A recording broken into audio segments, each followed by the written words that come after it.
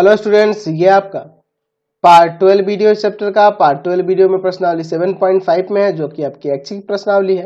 कह रहा पहला नंबर क्वेश्चन कि एबीसी एक त्रिभुज है, इसके अभ्यंतर में एक ऐसा बिंदु ज्ञात कीजिए जो त्रिभुज एबीसी के तीनों शीर्षों से समदूरस्थ है।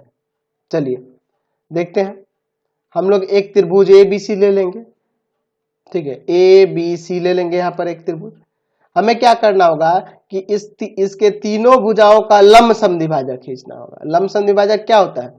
जो आपके इसके भुजा को दो बराबर भागों में बांटे भी और यहां पर लंब भी हो। तो इसको खींचने के लिए पता है क्या करना? आप प्रकाल पेंसिल ले लेना, बी बिंदु पर प्रकाल का नोक रखना, ठीक है, और यहाँ पे पेंसिल आगे फैला लेना इसके आधे से ज्यादा, और ऊपर ऐसे कट करना, और फिर नीचे भी आपका ऐसे ही कट होगा, आगे इस तरह से नीचे भी आपका कट होगा। फिर उसी तरह से आप सी पर रखना है, प्रकाल को हिलाना नहीं। आप प्रकाल आपके पास होगा, पेंसिल होगा तो आप बना सकते हो। यहाँ पे रखोगे उतना ही जितना इधर रख के इधर काटे थे ऊपर और नीचे, उतना ही इधर रख के ऐसे काट देंगे और इधर काट देंगे, और फिर इसको मिला देंगे इन दोनों बिंदुओं को। तो जैसे ये पहले ही मैं खींच दिया था, क्योंकि देखो मेरे पास इस फिगर को बनाने के लिए यहाँ पे प्रकाल वगैरह नहीं यूज कर सकता हूं मैं, इस वीडियो में होगा ही नहीं, मेरे पास कोई ऐसा एप्लीकेशन है नहीं। तो आपको करना क्या होगा कि इसका लंब समद्विभाजक खींचना होगा, ठीक है ना। लंब समद्विभाजक खींचने के लिए मैंने बता दिया है कि प्रकाल का नोक यहाँ रखेंगे और पेंसिल को आधे से ज्यादा फैला के ऊपर और नीचे काटेंगे, फिर सी पर भी रखे उतना पर ही ऊपर और नीचे काटेंगे, और जहां जहां ये दोनों एक दूसरे को काटेंगे मिला देंगे, ठीक है। फिर उसी तरह से आप ए बी का भी लंब समद्विभाजक खींचना, ठीक है। तो ये भी आप लंब समद्विभाजक खींचोगे तो यहाँ और यहाँ कटेगा इस तरह से, और यहाँ इस तरह से कटेगा, जहां कटान बिंदु होगा उसी को मिला देंगे।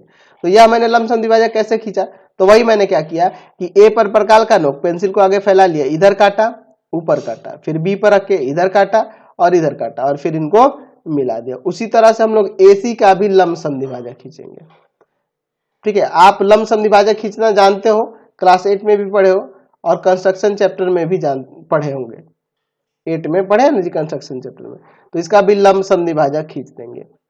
तो यहाँ पर मैं कुछ नाम देता हूँ, मान लो यहाँ डी देता हूँ, यहाँ पे ई देता हूँ और यहाँ पर एफ देता हूँ, और तीनों का लंब समद्विभाजक जहाँ मिलेगा ना, यहाँ पे मिल रहा है, तो यही आपका क्या हो जाएगा, यही आपका वह बिंदु हो जाएगा जिससे यह तीनों शीर्ष समदुरुस्त है, ठीक है। तो ये जो लंब समद्विभाजक खींचना है इसको डॉटेड खींचना है, क्योंकि हमने ये रचना की है, ठीक है।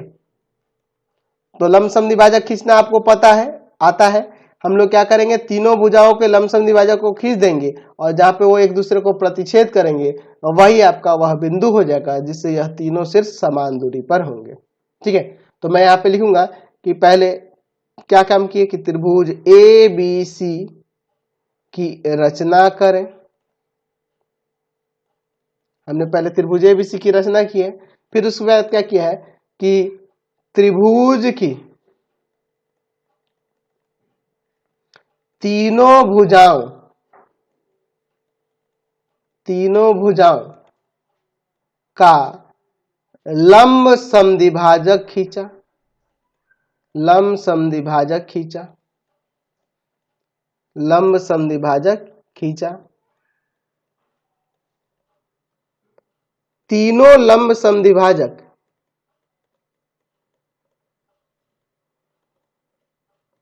बिंदु ओ पर प्रतिच्छेद करते हैं,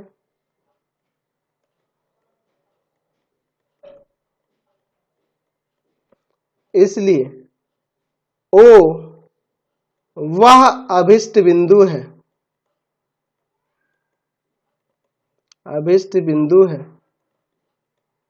जो त्रिभुज ए बी सी के तीनों शीर्षों से समदूरस्थ है, यानी समान दूरी पर है।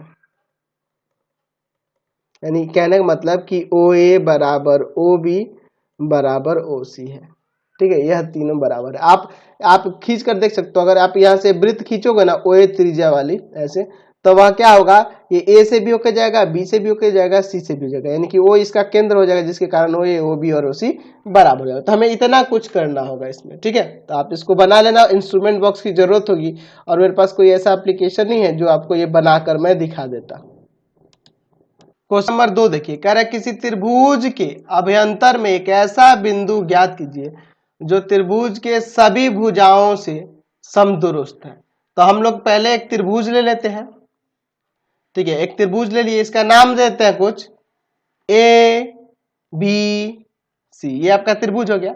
अच्छा, क्या कर रहा है, हमें इस त्रिभुज के अंदर एक ऐसा बिंदु ज्ञात करना है जो इनके सभी भुजाओं से समदुरुस्त है। तो हमें पता है कि इसका जो परिकेंद्र होगा, त्रिभुज का परिकेंद्र, वह सभी भुजाओं से समदुरुस्त होता है। और परिकेंद्र होता क्या है, तो इनके कोणों के समद्विभाजक का प्रतिच्छेद बिंदु ही परिकेंद्र होता है। तो हम लोग इसका परिकेंद्र ज्ञात करने के लिए हम लोग एंगल बी और एंगल सी, कोई भी दो कोण लेकर और उसका समद्विभाजक देख ले रहे हैं कहाँ पे, है ना, कहाँ पे प्रतिच्छेद कर रहा है। तो मैं यहाँ एंगल बी लेता हूं, एंगल बी का समद्विभाजक खींचने के लिए प्रकार का नोक यहाँ रखे और इधर काटेंगे पेंसिल से, और यहाँ पे प्रकार का नोक रख के इधर काटेंगे और इसको फिर मिलान कर देंगे, ये ना होगा।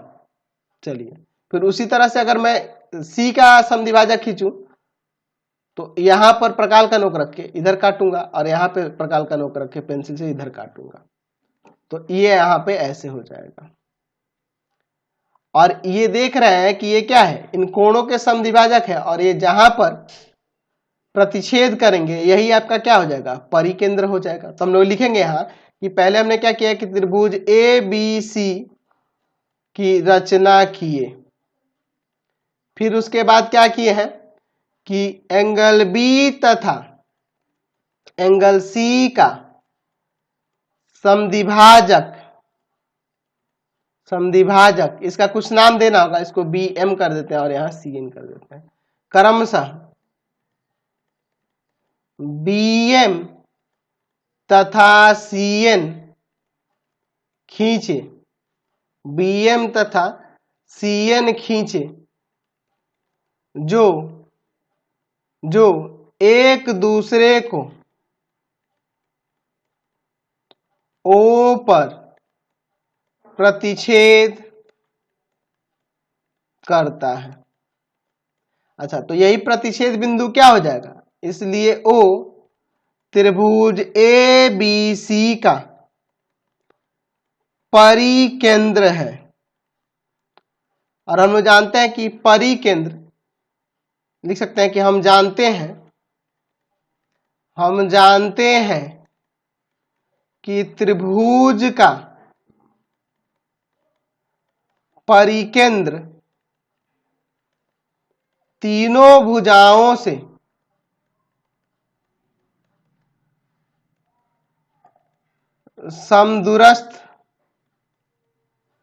समदुरस्त होता है,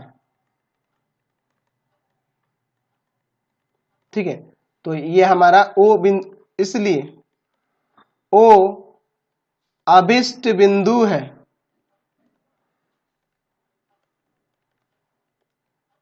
जिससे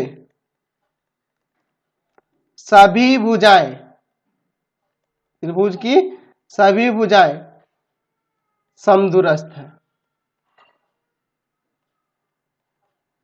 ऐसे हम लोग यहां लिख सकते हैं। चलते हैं अब नेक्स्ट क्वेश्चन पर। क्वेश्चन नंबर 3 देखिए, कह रहा है एक पार्क में 3 बिंदुओं यानी 3 स्थान है पर केंद्रित है। देखिए ए बी सी इस तरह से केंद्रित है। ए क्या है, एक ए जो स्थान है वहां पे देखिए, ए जो बिंदु है जहां बच्चों के लिए फिसल पट्टी और झूले हैं, यहाँ पे बच्चे होंगे, जाहिर सी बात है। बी जिसके पास मानव निर्मित एक झील है, यहाँ पे झील है तो यहाँ पे भी लोग वहां पे जाएंगे। अच्छा, सी जो है जो एक बड़े पार्किंग स्थल और बाहर निकलने के रास्ते के निकट है, यहाँ पे पार्किंग स्थल है और यहाँ से बाहर निकलने का रास्ता है। तो ये तीनों मेन स्थान दिए गए हैं, देख रहे हैं ना पार्क के अंदर के। कह रहा है कि एक आइसक्रीम का स्टॉल कहाँ लगाना चाहिए। अच्छा, कोई आइसक्रीम वाला है, वह अपना स्टॉल कहाँ लगाए कि वहां लोग अधिक से अधिक संख्या में पहुंच सके। तो जाहिर सी बात है वह तीनों के बीचों बीच लगाएगा, तीनों के बीचों बीच लगाएगा। तो हम लोग लिखेंगे यहाँ पे कि आइसक्रीम का स्टॉल, आइसक्रीम का स्टॉल बिंदु ए, बी तथा सी से समदूरस्थ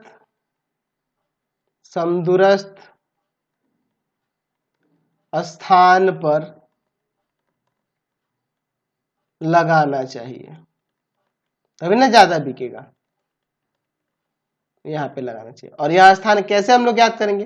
तो वही काम करेंगे, हम लोग ए से बी को, बी से सी को और ए से सी को मिला देंगे, एक त्रिभुज बना लेंगे और इसके तीनों भुजाओं का लंब समद्विभाजक खींचेंगे। हम लोग क्या करेंगे कि ए बी तथा, वह स्थान ज्ञात करने के लिए क्या करेंगे मैं बता रहा हूं, ए बी तथा सी को मिलाकर एक त्रिभुज ए बी सी बनाए। फिर तीनों भुजाओं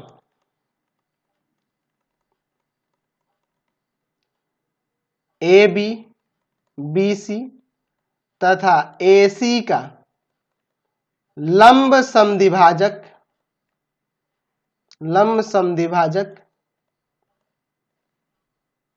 खींचे।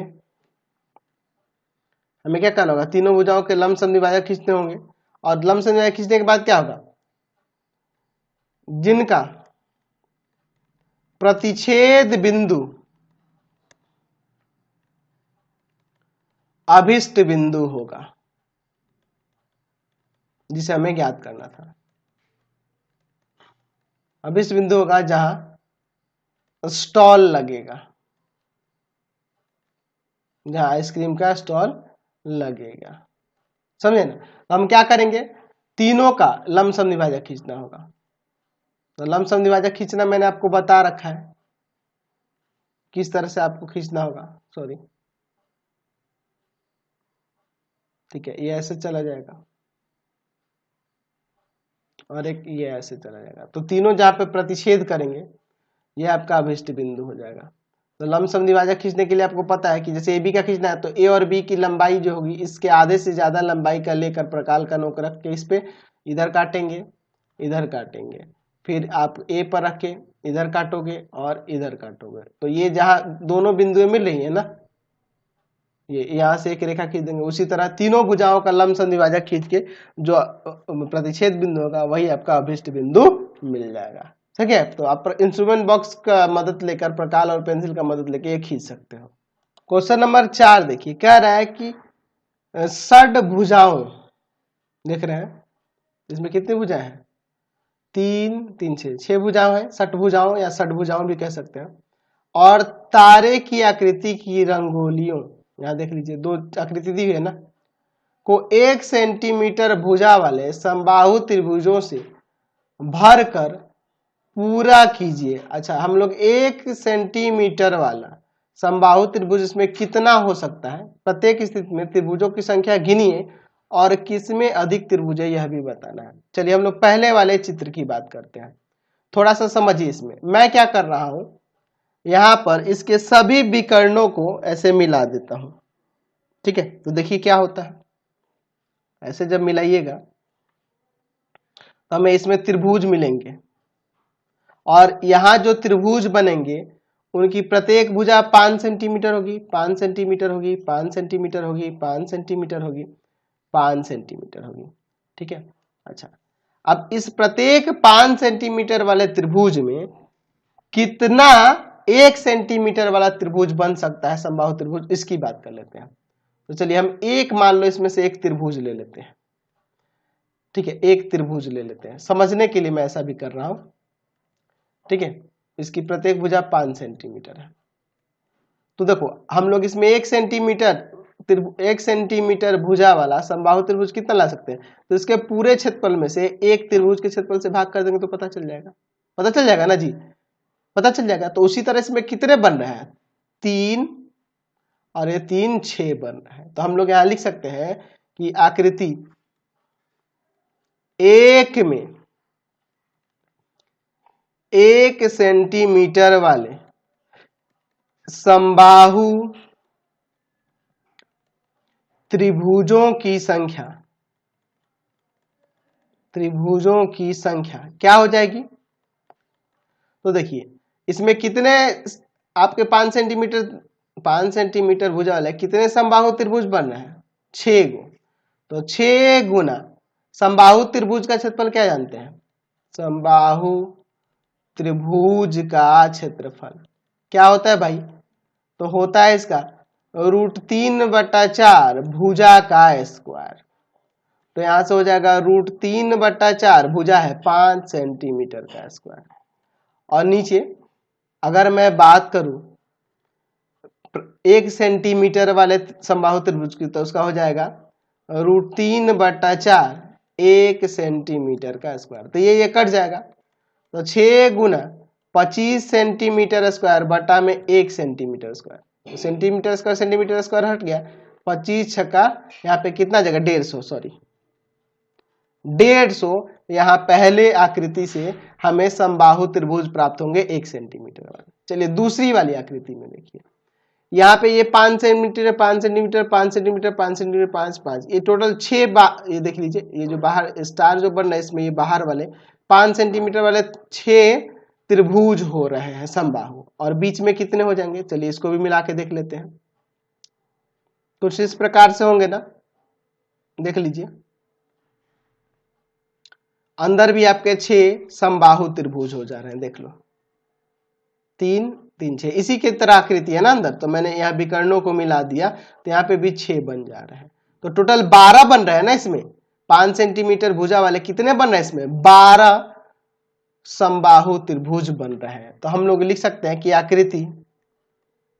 आकृति 2 में 1 सेंटीमीटर वाले समबाहु त्रिभुजों की संख्या कितना हो जाएगा? तो टोटल इसमें कितने बन रहे थे? 12 बन रहे थे 5 सेंटीमीटर भुजा वाला। तो 12 गुना √3/4 5 सेंटीमीटर का स्क्वायर। और हमें इसमें क्या ज्ञात करना है? 1 सेंटीमीटर भुजा वाले कितने बनेंगे? तो उससे भाग कर देंगे, यानी हो जाएगा √3/4 1 सेंटीमीटर का स्क्वायर। तो ये √3/4 कट जाएगा। अब देखिए इसके बाद तो यहाँ हो जाएगा 12 और गुना 5 का स्क्वायर 25 सेंटीमीटर स्क्वायर। और नीचे आपका 1 सेंटीमीटर स्क्वायर है, सेंटीमीटर स्क्वायर हट जाएगा। यहाँ 12 में 25 से गुना कर देते हैं तो 300 आ जाएगा। 300 आ जाएगा ना जी। तो पहले वाली आकृति में 150 समबाहु त्रिभुज बन रहे हैं 1 सेंटीमीटर भुजा वाले, और दूसरे में 300 बन रहे हैं। ठीक है, हमने निकाल दिया। और फिर आगे कह रहा था इस क्वेश्चन में कि किसमें अधिक त्रिभुज है। तो हम लोग लिख देंगे कि जो ये आपका स्टार जो है, क्या कहते हैं, तारे के आकार की जो रंगोली है, इसमें अधिक त्रिभुज है। क्या लिख सकते हैं? इसलिए तारे की आकार वाली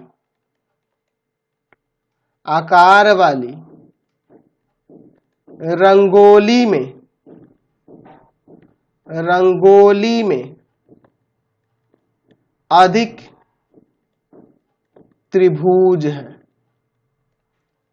ठीक है, ये पूछ रहा था। तो यह भी आपका एक्सरसाइज कंप्लीट हो गया। तो इस वीडियो को यहीं पे इन कर देते हैं। आपको हमारे 3 चैनलों को सब्सक्राइब करना होगा। पहला है पाथ फाइंडर क्लासेस छपरा, दूसरा है आपका भारती भवन रविकांत सर, और तीसरा चैनल है रविकांत सर के नाम से। तीनों चैनल को सब्सक्राइब कर लेंगे और इससे रिलेटेड वीडियो के लिए सीधे डिस्क्रिप्शन में जाएंगे और इससे रिलेटेड नोट्स के लिए गूगल पे जाकर सर्च करेंगे www.ravikantsir.in, और यहाँ पर जाकर आप सभी क्लासेस के नोट्स और उनके PDF को डाउनलोड कर सकते हैं और पढ़ भी सकते हैं। तो जल्दी से जाइए गूगल पे जाकर सर्च करिए www.ravikantsir.in।